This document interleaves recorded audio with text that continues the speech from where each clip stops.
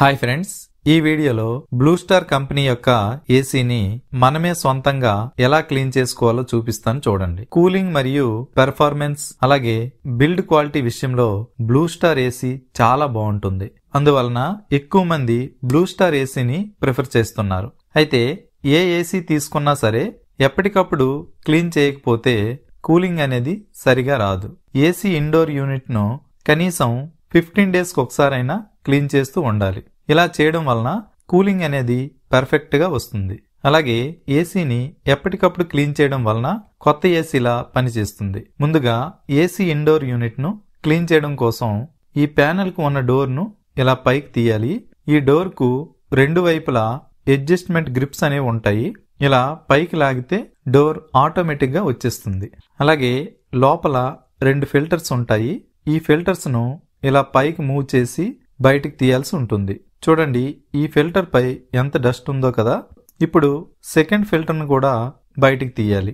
Next ఈ screws ని remove చేసి ఈ క్యాప్ ను రిమూవ్ చేయాలి. ఈ డోర్ కు ఉండే వైర్ ను రిమూవ్ చేయాలి.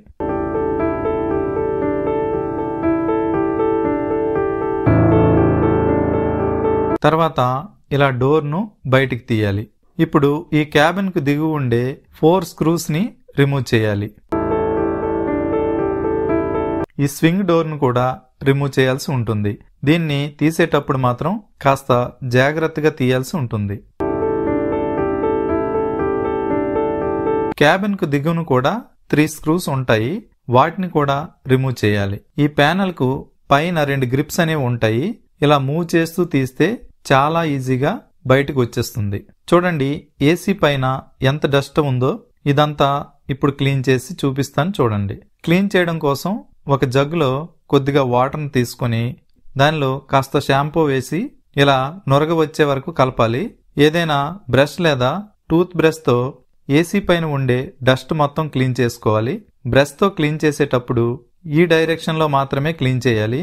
ఇలా అడ్డంగా క్లీన్ చేయడం మాత్రం చేయకూడదు. ఇలా క్లీన్ చేస్తే ఫిల్టర్స్ మూసుకుపోయి కూలింగ్ సరిగా రాదు కనుక జాగ్రత్త తీసుకోవాల్సి ఉంటుంది. ఇప్పుడు ముందుగా బయటకు తీసిన ఫిల్టర్స్ అన్ని ట్యాప్ దగ్గర నీట్ గా క్లీన్ చేసుకోవాలి. ఇవి కాస్త ఆరిన తర్వాత మాత్రమే మరలా బిగించాల్సి ఉంటుంది. ప్యానెల్ ను ఏ విధంగా అయితే రిమూవ్ చేశామో సేమ్ అదే ప్రాసెస్ లో బిగించాల్సి ఉంటుంది.